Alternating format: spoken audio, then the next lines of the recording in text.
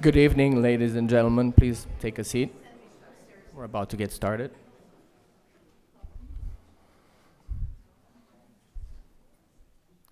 Good evening.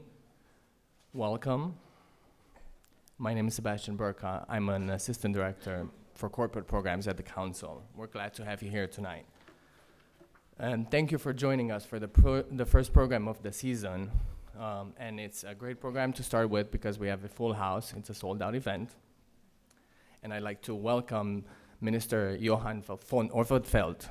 I hope I said it right, tonight. We also have his book for sale, his new book for sale. He's written quite a few. And it's A Giant Reborn, Why the US Will Dominate the 21st Century. And that's for sale after the program in the back, and he'll do a book signing as well. Thank you. And it's $27, by the way. Our bookseller tonight is the bookseller with a C, so C-E-L-L-A-R.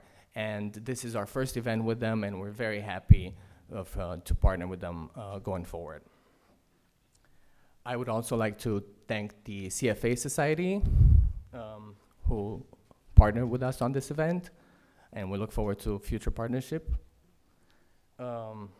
Please be aware that this event is on the record, and we're live streaming as well. And you can find also many of our programs online. They're recorded as well. Please also, since this is a public event, silence your phones. Feel free to use social media as well. We have many exciting events coming up this season.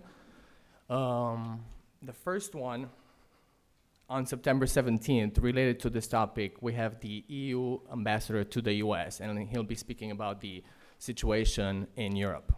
On the 21st of September, we have a lunch with Ukraine's finance minister, and she will address the current ongoing situation in Ukraine. On September 22nd, we have a breakfast with the president of Cyprus, and he'll discuss his country's evolution after the financial crisis. And finally, and these are just a few of our many events, on October 13, we're happy to host Ben Bernanke with the Martin Wolf from the Financial Times, and they'll be speaking about the implications of the global financial crisis. We have more information on all these programs on our website. As you know, council programs are sponsored by your memberships. They're supported by your memberships. So thank you for those who already are members. We look forward to having more members in the future. And our memberships start at $100, and they offer great access to a variety of different programs. If you have any questions, come and speak to me after the program or my colleagues in the back. Turning back to tonight's event, after the prepared remarks, I'll be back on stage to moderate the Q&A. But now, to introduce the minister, please join me in welcoming to the stage Ms. Leah Joyzel. She is the founder and portfolio manager of Lizard Investors and also a valued member of our board. Thank you.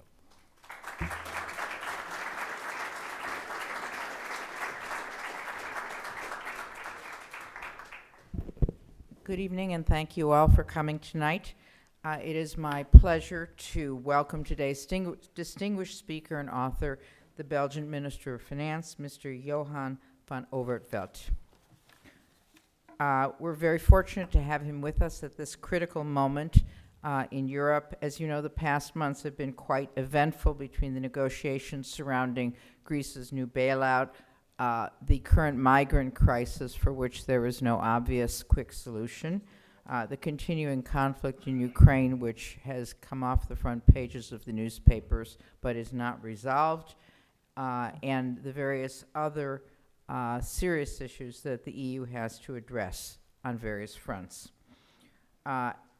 Behind it all are the economic challenges that the EU is facing and that have been recently intensified by the concern about a global growth scare coming out of China. So what are the prospects for recovery in Europe, and how is the EU addressing its challenges? I believe we all look forward to hearing the minister's perspective on these issues. Before we welcome him to the stage, I'd like to take a moment to touch on his many accomplishments. I just spoke briefly with him.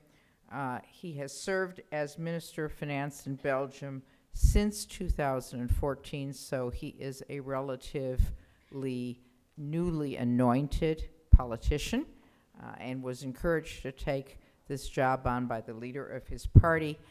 Before he entered politics in 2013, and during the election, he was elected to the European Parliament in 2000, a year ago. But if one were to note one continuing thread of continuity in his career, it has been as a journalist and as an economist with significant experience in the private sector, which for a finance minister is really a wonderful background. He's also a prolific author and has written numerous works, including Bernanke's Test, Ben Bernanke, Alan Greenspan, and The Drama of the Central Banker. Also, for those of us who live in Chicago, he has graced us by writing The Chicago School, How the University of Chicago Assembled the Thinkers Who Revolutionized Economics and Business. So before he even begins his remarks, we know he's on our side.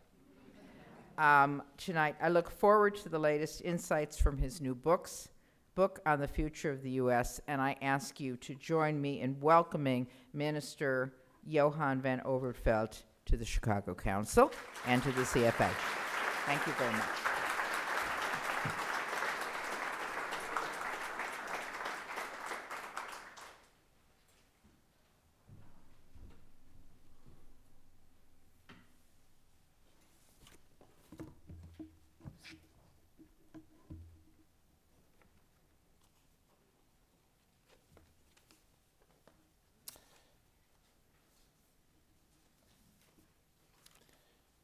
Good evening to you all. I'm very honored to be here tonight. Before you get any funny ideas about what it means to be a Minister of Finance in Belgium and being able to write a book while being in a government position, I can assure you that this book was ready by the time I rather unexpectedly became Minister of Finance in the new Belgian government. Unfortunately for my family, I had to spend or dedicate my end of the year holidays to finalizing the manuscript, but 95% of the book was done by the time the King of Belgium installed the government of which I am a proud member now. The book is about economics, it's about politics, it's about society, it's about evolution, and the main theme is that although we have all been bombarded, I think, with the message that China is taking over and that the new leading nation for worldwide developments is no longer, or will very shortly be no longer the United States, but China. And the basic ideas for the book were already for at least 6-7 years turning around in my head. And one of the reasons why I hesitated quite a long time to finally writing it down was that I was pretty convinced that I was missing something. When I worked out my arguments, the conclusion was, no, the United States will, from what we know now, or what I think we know now, remain the dominant force in worldwide affairs for this century.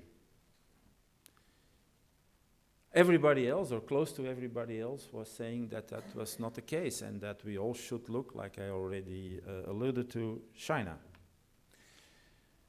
So let me be a little bit sarcastic. I became a happy man in the last 2-3 months because events are turning my way.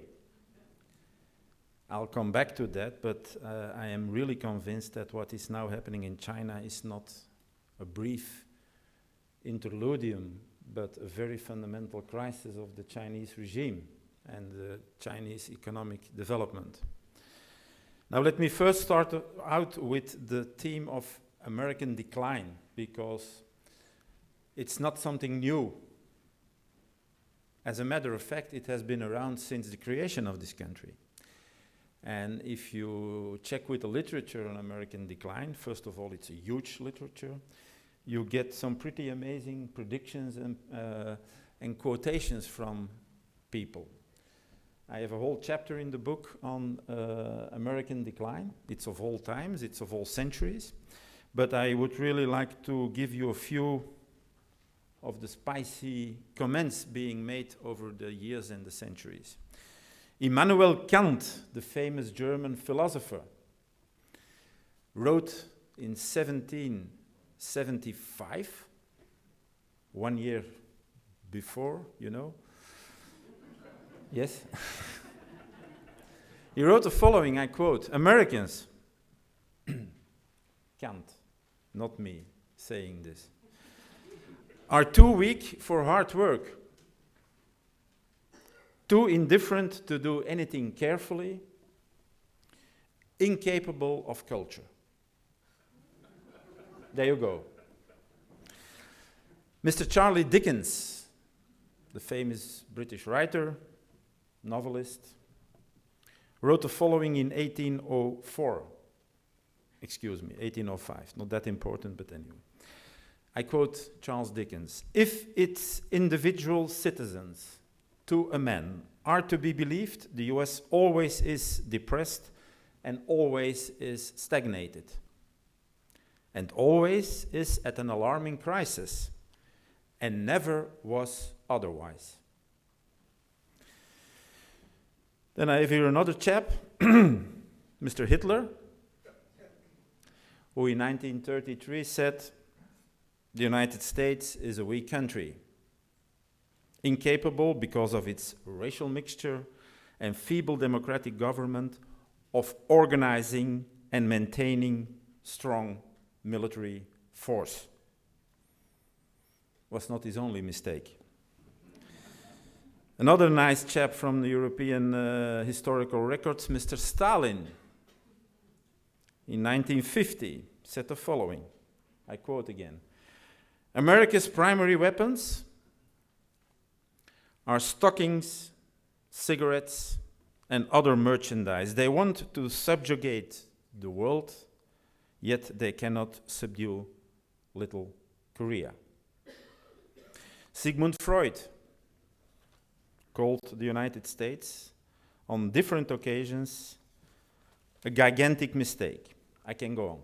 There are many of that type of quotations from all times, from all kinds of people, Americans, non-Americans. Jimmy Carter also had nice things to say about the future of the US. Even Henry Kissinger, I should give you that one too. In 1965, Henry Kissinger said, I quote, "Only self-delusion can keep us from admitting our decline to ourselves." Henry Kissinger in 1965. I think that Larry Summers, whom most of you, at least by name, I know, I think, summarized it, I think, very well when, at the end of a speech for the American Enterprise Institute in 2010, said the following, "American history has been a history of alarm and concern. Predictions of America's decline are as old as the Republic." My research confirms that. And it is obviously not per definition so that when you notice that time and again when these predictions are made and are proven to be or to have been false, that you can just like that jump to the conclusion that this time around it will again be false. I think you need some more arguments with respect to that conclusion than just a kind of historical regularity that you see. And that's what I try to do in the book, explain why there are today very good reasons to think that American dominance, predominance of the American economy are here to stay for still quite a while. I propose to you to develop that argument as such first, and then come back to China and Europe and try to explain why in that kind of world they have a little bit more, or they will have a little bit more difficulties to adjust and to thrive than the United States. It should not be a surprise that my argument is based in economics, and more specifically on my reading of what drives economic growth and economic change. I think three elements are important. Human capital and knowledge, that's one. Entrepreneurial drive, that's two. And globalization, that's three. Human capital and knowledge. You have to excuse me that maybe I may get a little bit technically on the economic side of the argument, but I really need to develop the argument. That's a question of respect for the audience. There is a fundamental, or there are fundamental differences between an economy driven by investment in physical capital as compared to an economy where human capital and knowledge are the driving forces. Human capital and knowledge have a few characteristics that they make it totally different from physical capital. Human capital and knowledge are non-excludable and non-exhaustible. What do I mean by that, non-excludable? If somebody develops an idea, if somebody develops knowledge, I'm leaving aside now arguments with respect to patent and that kind of stuff. Everybody can use that knowledge. You cannot say to somebody, here's a piece of knowledge, a piece of human capital, but keep your hands off, you cannot use that. That's impossible. And it's also non-exhaustible, because if that idea or that piece of knowledge is used by 1 man or 20 men or 50 million men, it doesn't make a difference in terms of the value of the idea and the availability of the idea. And that makes the basic characteristics of a human capital, knowledge-driven economy fundamentally different from a physical capital or physical investment-driven economy. We are seeing the beginning of an explosion of knowledge and ideas. Another reason why that is happening is that economists always tend to think in terms of decreasing returns to scale. Excuse me the different or the difficult term, but what does that mean? It means that when you build a factory and you add labor, and you keep on adding labor to that factory, your production will probably increase. But quite quickly you get to the point where the increase becomes less. Amongst other things, because any company will try to hire the best and most productive people first. So the scale increases, but the returns to the scale, the increase in production due to the adding of factors of production, goes down. What we see, and there is some really very interesting research going on, that in terms of the production of human capital and knowledge, we tend to see increasing returns to scale. The more knowledge you get, the more human capital you have, the more these people interact at all levels, the more rapid new elements or new knowledge develops. That's the first leg of the story. The second leg is entrepreneurial drive. I'm among those who still vividly remember the period before the fall of the Berlin Wall and the liberalizations in China and the liberalizations in India, all more or less the same period of time.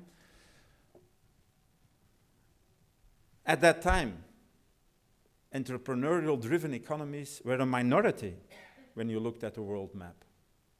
A clear-cut minority.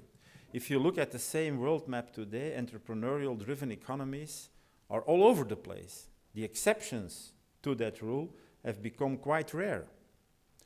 And so there's a worldwide entrepreneurial drive. Globalization plays, of course, its role there. It also plays a role in terms of development of human capital and knowledge. And the interference of these forces, or the coming together of these forces, creates an economic environment that I define or typify in the book as an environment of turbo change. We ain't seen nothing yet. The great Austrian-American economist Joseph Schumpeter once noticed that it took almost 3 centuries to turn silk stockings from a rarity reserved to the queens of the earth and their likes into everyday luxury available for literally almost every woman. It took 2 decades for mobile phones to go from toys for the rich, if you allow me that expression, to being tools for more than 3/4 of the entire worldwide population. We did that in 2 decades. It took telephone 70 years to reach half of the American households. It took electricity 50 years to do that. It took the internet less than a decade. That's the kind of change we're seeing, and we will see that kind of change, that kind of fundamental new things appearing at an ever-increasing rate. Of course, when your economy changes fundamentally and changes very rapidly, that puts a lot of stress on society as a whole. Because obviously, to a large part of the population, that process is a very nasty and unpleasant process. Jobs are getting lost. Investments have to be written off before the full potential can be realized. Unpleasant things. So the society best equipped at all levels to deal with turbo change is the society, is the country, is the region that will thrive in the 21st century. The changes will come from all sides, and the way society deals with it, accepts it, and internalizes it will be, according to my analysis, the determining factor of who thrives, who grows, and who will be in the dominant position. And that's where I think that the difference is made between the United States and the other major regions, and I limit myself to China and Europe. The United States has a lot of characteristics, or a number of characteristics, that make it better able to deal with turbo change than these other regions. You know about American exceptionalism. I think that's a strange concept, because like amongst others, President Obama noticed that probably the Brits are also exceptional, and I can assure you that the Greeks certainly are also exceptional. I prefer the concept of the American character. And as a matter of fact, I have to be honest, I borrowed that term from nobody less than the famous Alexis de Tocqueville, the French scholar who visited in the 1830s the United States for several years and wrote the book everybody has to read when you want to inform yourself on the United States, Democracy in America. And at one point in his book, Mr. de Tocqueville says the following, and I quote again: "The American has no time to tie himself to anything. He grows accustomed to nothing but change and concludes by viewing it as the natural state of man. He feels a need for it, even more, he loves it. For instability, instead of occurring to him in the forms of disasters, seem to give birth to nothing around him but wonders." America, the DNA of the United States is change. And obviously that means that when you entering or are already fully in a world of turbo change, that characteristic becomes very, very important. Of course, this statement needs explanation, because something like the need for change, the ability to change, the desire to have change is not something that falls out of the air. And I think there are several reasons why the United States has that kind of character as a country. I think first of all the Constitution plays an important role. We tend to forget that when this Constitution was written, it was the first time in human history that individual rights were put in the first and second and third place, and no longer the rights of the monarch or the sovereign.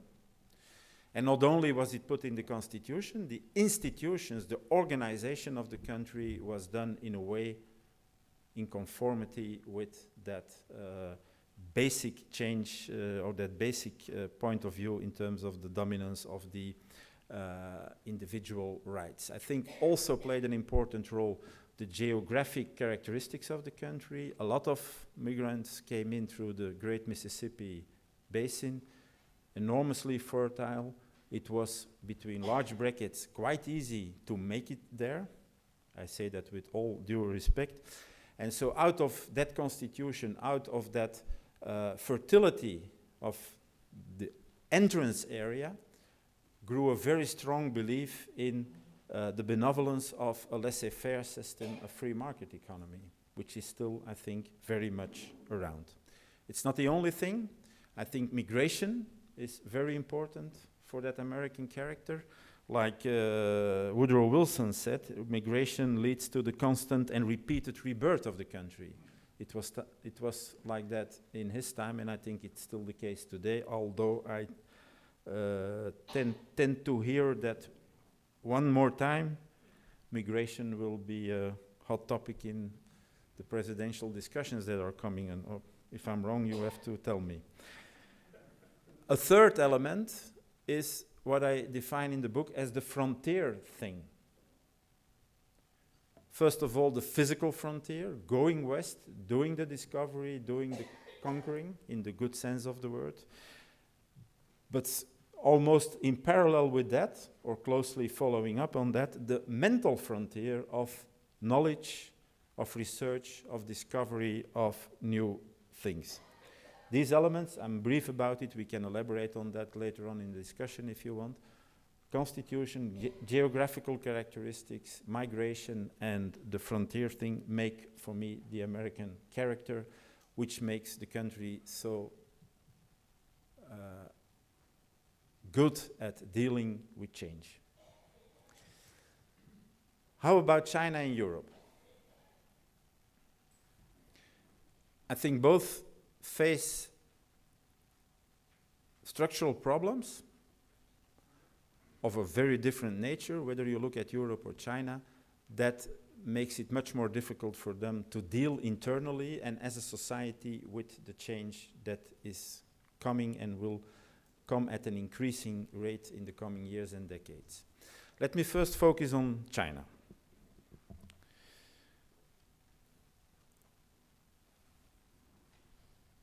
I think that China today, the Chinese economy today, is the biggest bubble economy the world has ever seen. In 6-year times, between the end of 2008 and the end of 2014, debt, private and public, as a percentage of GDP measuring the substance of the economy, almost doubled from 150% to 280%. We've never seen something like that in 6 years' times. Now, Herb Stein, the economic advisor to former President Nixon, once said that if something cannot continue, it will stop. This kind of developments have to stop. And that's a huge problem for China. And it's a huge problem because China has a lot of money. Let me explain that. There will be a tsunami of bad credits and debt that can no longer be honored in China. Financially, the Chinese can deal with that easily. They have a huge amount of foreign reserves, of foreign currency. They can create 1 or 2 or 3 bad banks in which they put all the bad credits and they deal with it in the long run. The problem is the other side of the coin, because those credits, that debt accumulation, has a counterpart in the real economy, of course. And that counterpart is, I can summarize it in one word, huge overcapacity. Huge overcapacity in industrial sectors. There is today not one industrial sector where China is not faced with overcapacity. They cannot get the orders to fill the factories they have built. And even more unbelievable is the overcapacity in real estate. There are literally hundreds of thousands of apartments and houses that are empty, that have been built and that are empty. Now, why do I say that having money makes things worse in that kind of situation? Because as we saw, for example, also in Japan in the 90s, when you confronted as a country with that kind of situation, and you have a lot of money, like the Japanese used to have in those days, the first instinct of politicians, and I'm slowly learning what that means, being a politician, is to throw money at it. That's the short-term solution, throw money at it, and then we'll see in 6 months or 12 months' time where we stand. Of course, we know by now that that does not resolve the problem. On the contrary, it makes it worse. And so what China needs to do, and what China will eventually be forced to do, is to accept the reality that a lot of capacity will have to be closed, a lot of unemployment will come to the surface, and so the question will become, and let me immediately say that I don't have the answer, the Confucian deal, Confucius, not confusing, Confucian deal, will be tested very severely. What is the Confucian deal in China? It was created by Mr. Deng Xiaoping in the late 70s, where they basically said the following: we, the leaders, the Communist Party, are changing course because what Mr. Mao was doing was clearly an outright disaster, and we will make sure that you have a rising income, rising living standards, that you will have jobs, and we start to build something resembling a social security system. The other side of the equation is that you have to accept that you will have very limited freedom. And we all have to admit that that deal worked quite fine for something like 30 years now. The question, and again I repeat, I don't have the answer, is what happens when one part of the equation falls in the water? That there is no longer, that there will be a period of no rising living standards, no rises in income, and substantial unemployment. You feel on a lot of levels that the present leadership in Beijing is very uneasy about this, very uncertain. They don't know how to deal with it. And so that makes it even more likely that they will just open the money back and start throwing money in the economy. And as a matter of fact, I can tell you one example of a Belgian industrialist who visited me 2 months ago. I guess you can accept that I'm not going to the details of names of the person, neither the company. And he was, at that time, busy finalizing his decisions on a 300 million euros, $350 million investment. One unit of what is specific for his business. He had 6 or 7 companies, in the race to get the deal. One of them was a Chinese company, and actually just the day before he came to visit me, he had got a phone from the CEO of that Chinese company who just plainly said to him, just tell me what the amount or what the sum you need for me to have the job. Any sum, he could name anything, that would be the price for the Chinese factory. If you get to that point of negotiating or trying to get deals, you're in big trouble, because what he was saying, that Chinese CEO, that he would take the order at whatever price, and that of course the government would compensate for the losses if the price was much too low. That's throwing money at problems, and that's for sure how we will make these things worse. So I think if on top of that situation, the Chinese leadership needs to deal with a lot of changes in the broader general economic environment due to the forces I just outlined, I think it will be a very difficult job to perform that in Beijing. Another handicap of the Chinese regime is what I call the strategic mistrust. What do I mean by that? Is that certainly in Europe we tend to think about Asia in rather homogeneous terms, which of course is very wrong. If you closely look at the map, and probably some of you are following what is happening in the South Chinese Sea, for example, you see that China is surrounded by important countries who are quite hostile towards China. The United States is surrounded by Mexico and Canada.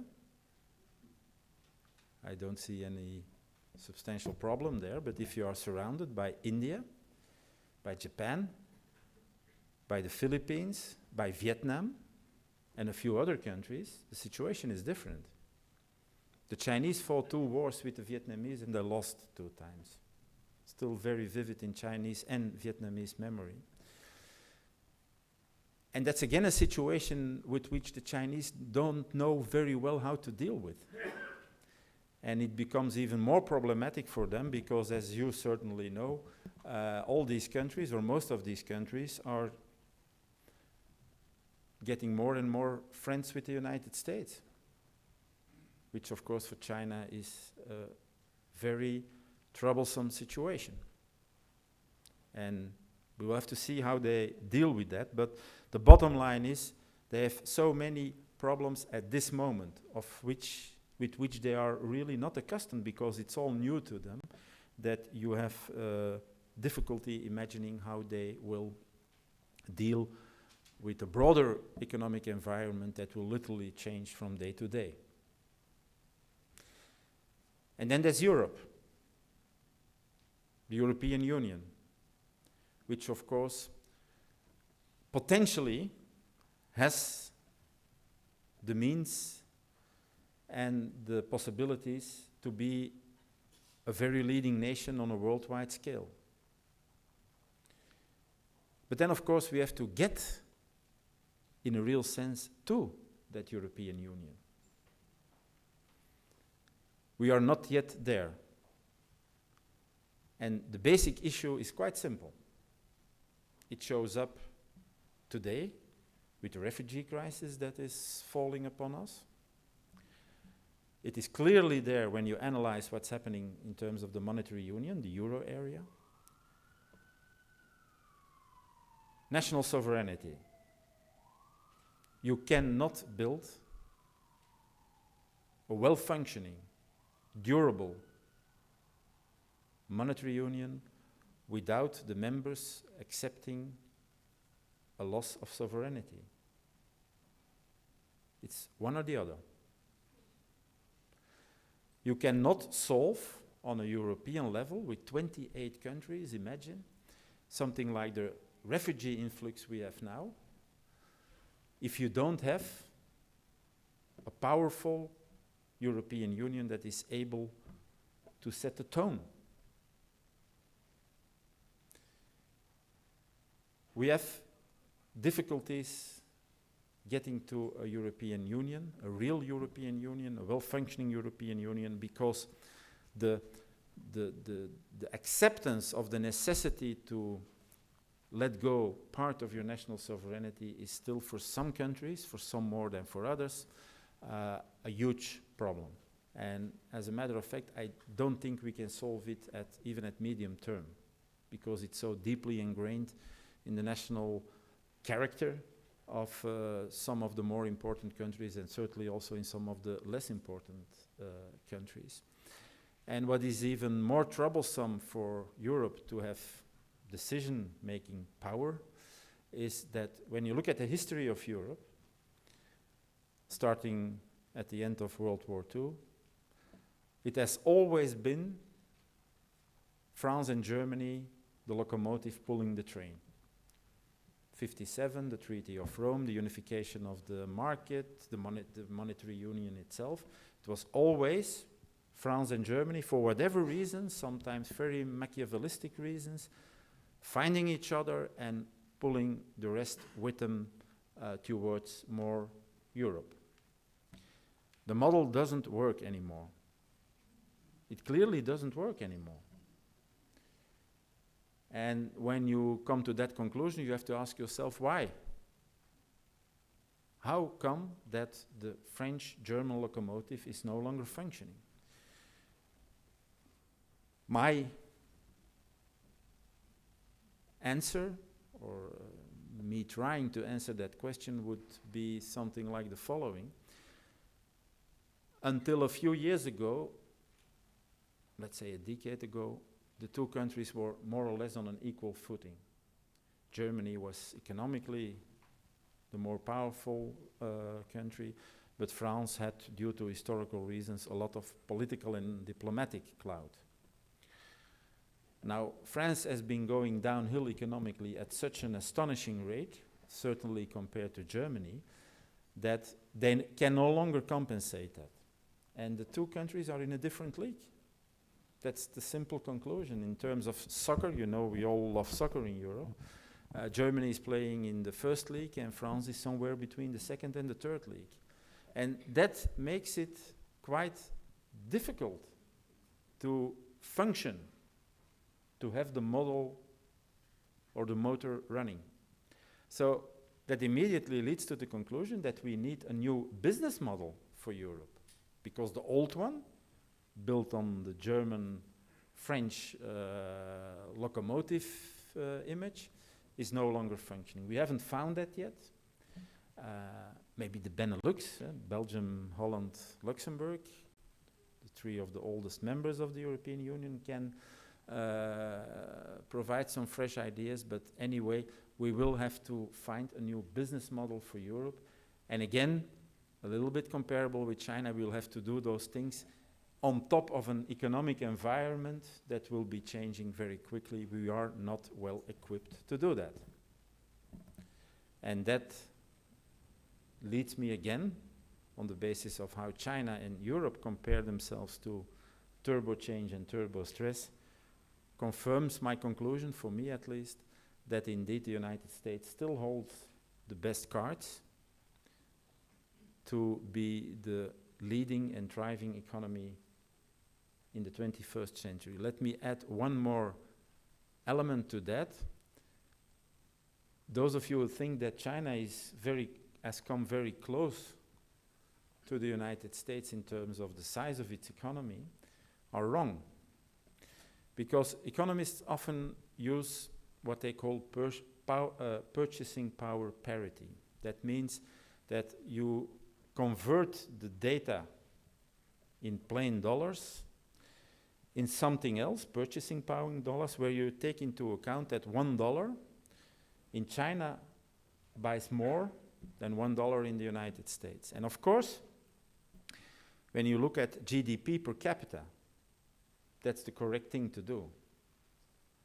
But if you look at the size of an entire economy, you have to be very careful, because purchasing power in dollars are not something that you can put on your banking account or that you can use in international transactions. Now, a lot of transactions, and certainly the really important transactions, buying of oil, major international investments, the whole high-tech trade is still invoiced and negotiated in dollars. So in terms of looking at the size and the importance of an entire economy, you have to do that in terms of the leading currency of the world, which still is the dollar. And at the end of 2013, I didn't do the math yet on the end of 2014, China was 55% of the American economy, a little bit more than half. Now, of course, if you say, well, China grew at 10% and now they have a temporary problem only able to grow at 7%, and the United States will grow at 2%, maybe 3%, then of course, even a gap like that will diminish quite rapidly. It will still be a few decades, but anyway. But if you, on the other end, which would be my argument, say that even 7% growth for China is totally off the books for the coming decades, and indeed the US would succeed in still growing at 2 to 3%, then it is really very long in the future, very far away. Nobody in this room will ever experience or have the experience that the Chinese economy will become as large as the American economy. So the numbers are also telling a story that is something a little bit different from what you often hear and read in the popular media. I thank you for your attention, and I am, of course, very willing, maybe not able, but willing to answer your questions.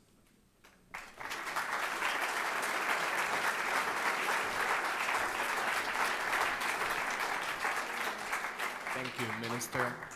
We'll take questions from the audience now. Please raise your hand, and my colleagues throughout the room will bring a microphone. Yes, up here in front.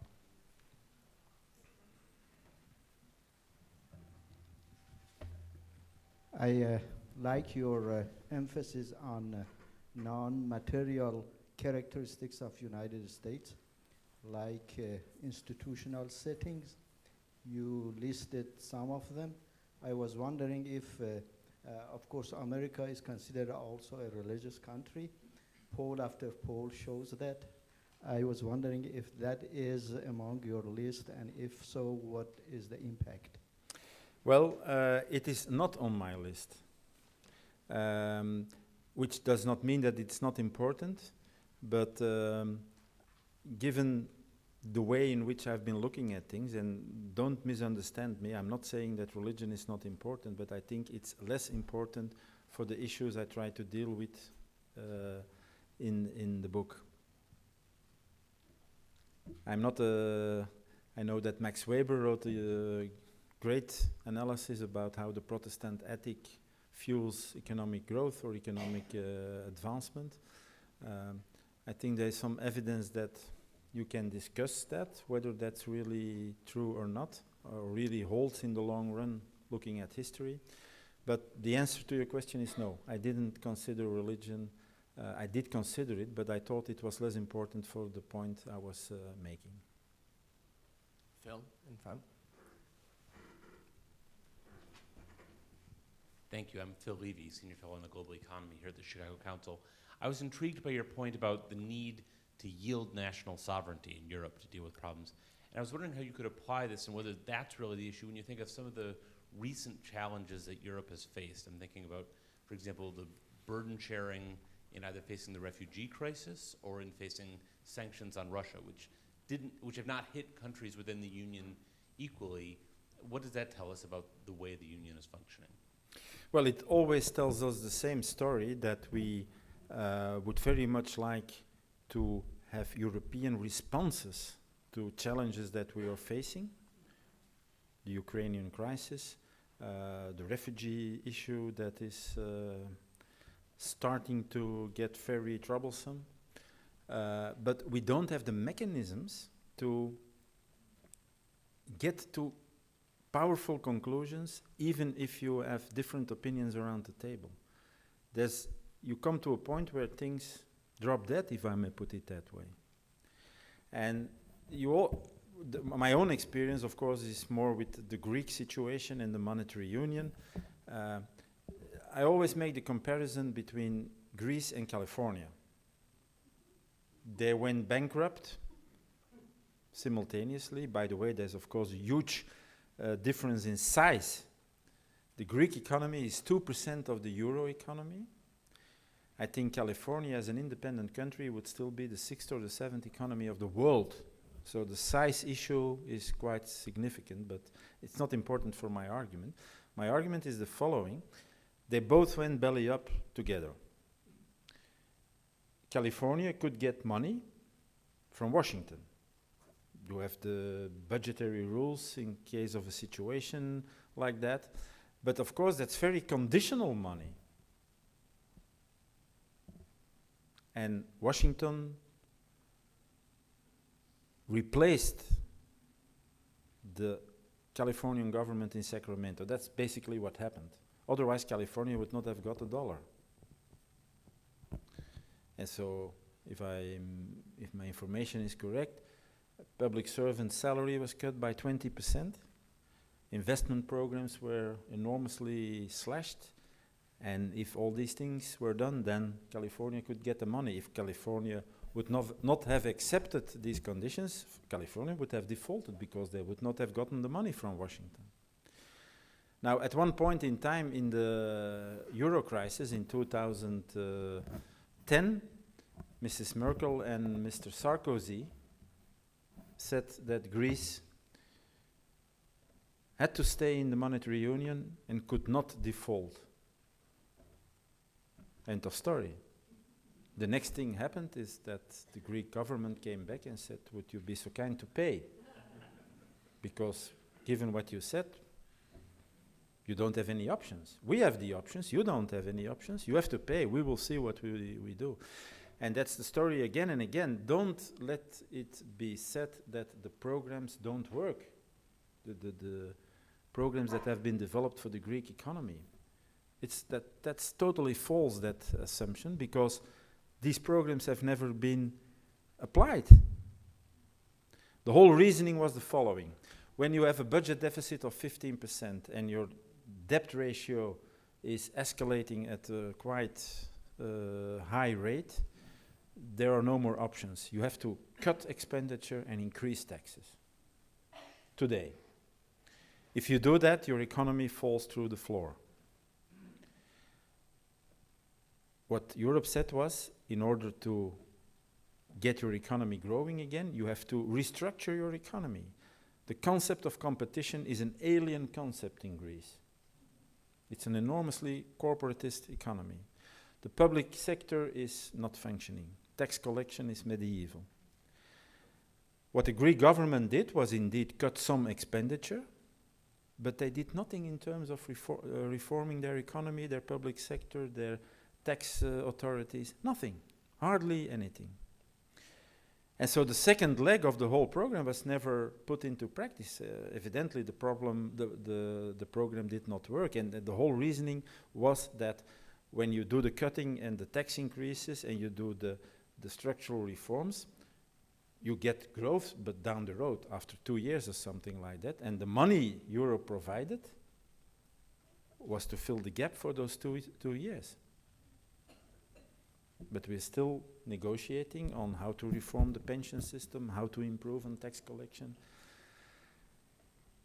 Why? Because we don't have the instruments to say, well, you got the money and now we're going to make sure that these things are effectively put into practice. We have to wait until the Greek Minister of Finance or the Minister of Labor comes back to the European, to his European counterparts to tell us what he has been doing. And if he tells us that he has been doing nothing,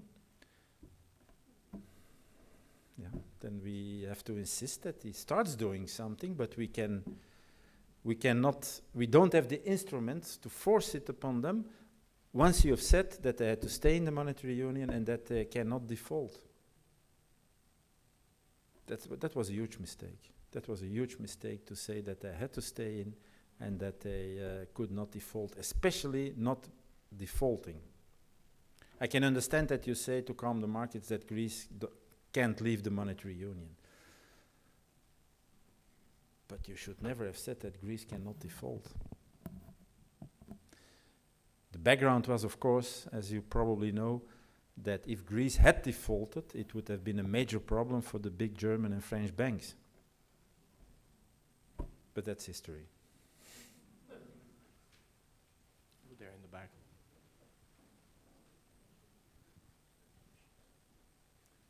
Do the Europeans have universities such as, or comparable to Harvard, MIT, Princeton, Yale, and Stanford, which attract talents from all over the world?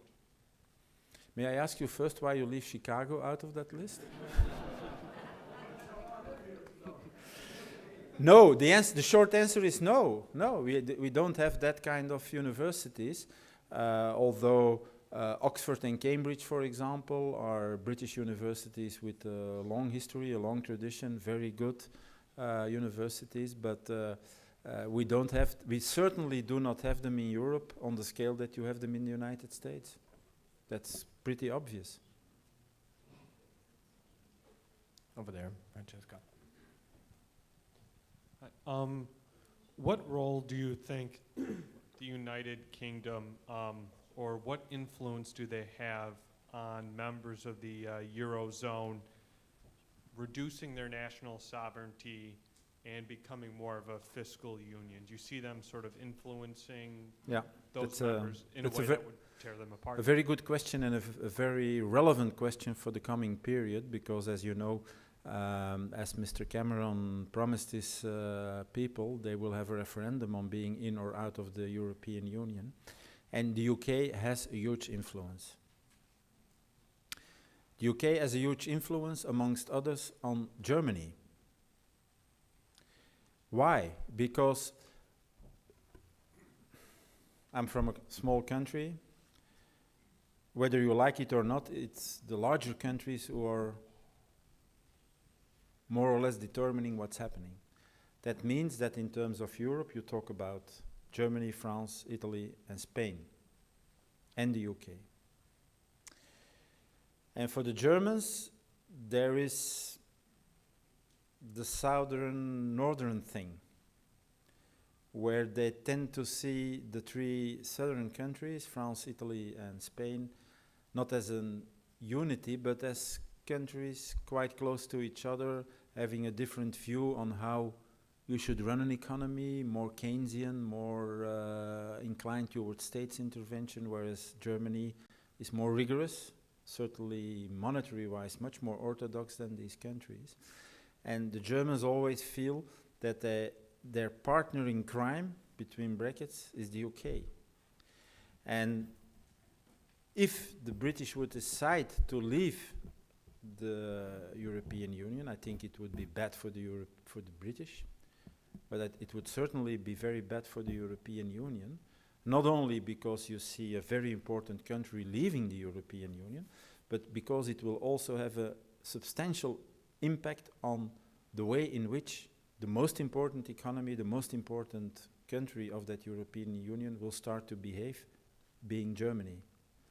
A Germany that has the British on their side to a substantial extent on a lot of issues, certainly economic issues, the two countries tend to go along quite well.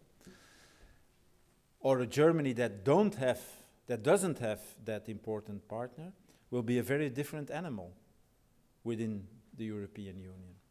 And that's why I think that for the future of Europe, the British decision is much more important than the Greek issue, because the country has such historical, financial, cultural, economic importance, much more important than Greece, and because of the link with Germany that I just described briefly. So the UK is very important, and I hope for the European Union that they stay in.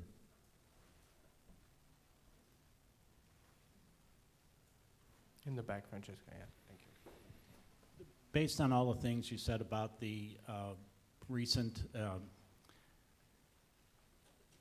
happenings in EU and what they did with the Greek crisis and how Germany and France reacted to all this.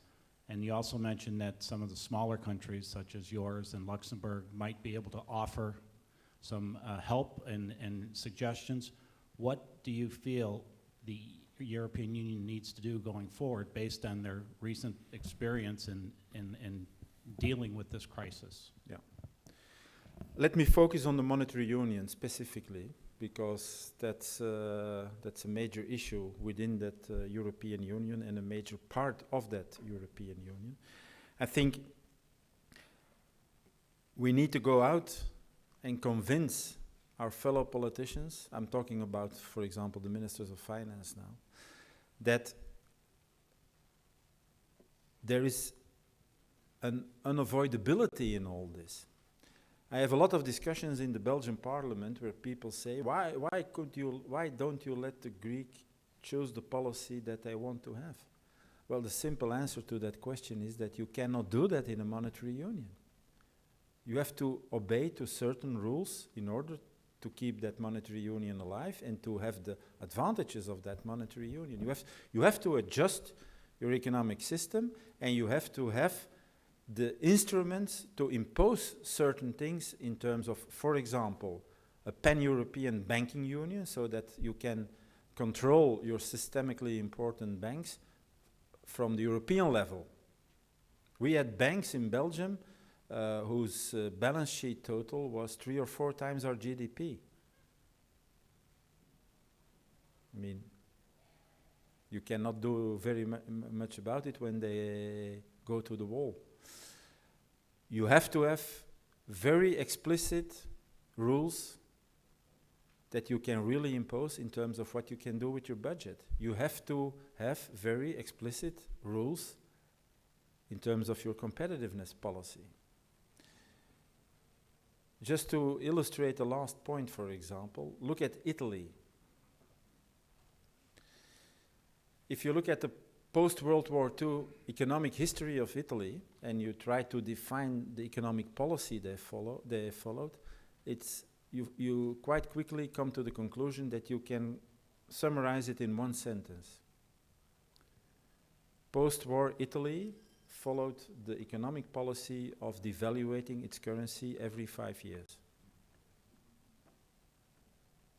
Or sometimes 3 years.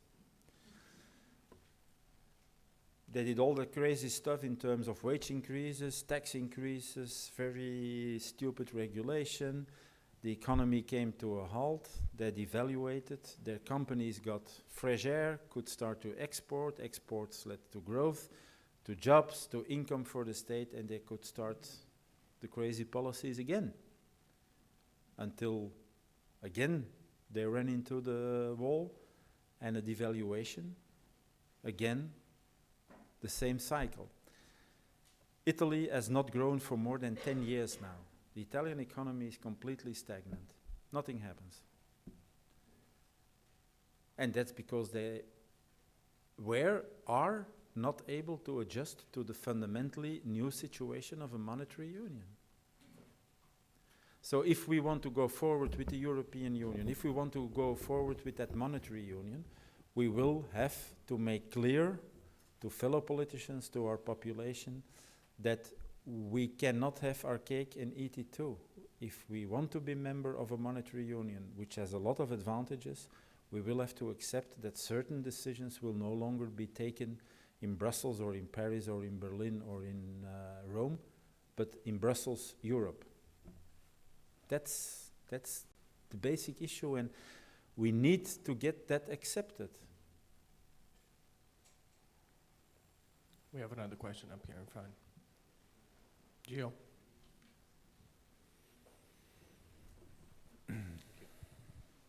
So to that point, are there ways in which the existing treaties, both monetary and governance-wise, are structured that you can envision institutions, existing institutions, being reorganized to have that kind of authority? And or are there ways in which you might envision new institutions coming in to supplant the existing structure and Mhm. allow for that kind of authority, that decision-making authority, to actually. Well, there's reality. at the moment there's a lot of discussion going on among, unfortunately, legal specialists about whether the present treaties allow that kind of change or not. Some are saying yes, others are doubting that. What certainly is the case is that a lot of people are very nervous about talking about treaty changes. Because in a lot of countries, you will have to put them before your parliament. And every poll that is taken relating to those issues shows that a lot of countries, in a lot of countries, if people get the opportunity to express themselves on European issues, then the outcome will be quite negative. And so there are a lot of efforts being put on the table or being done to get to a situation where we can change things without having to intervene in the existing treaties. It's a box of Pandora. And we have time for one more question in the back over there.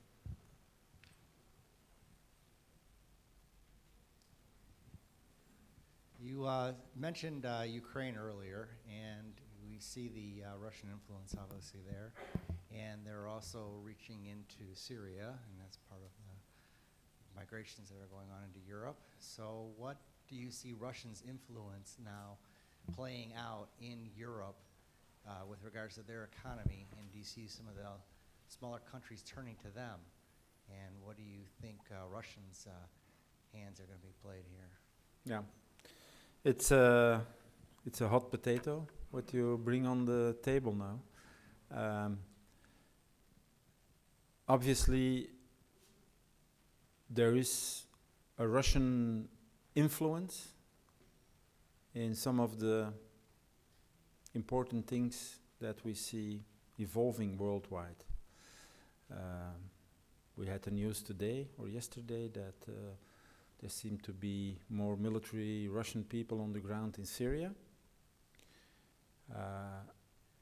which makes me think that the conclusion of Mr. Putin, or one of the conclusions he's drawing, is that this refugee issue is a very profitable issue for him.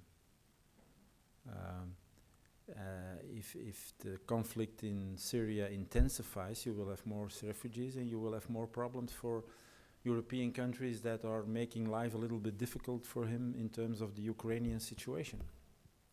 I'm pretty sure that's his reasoning.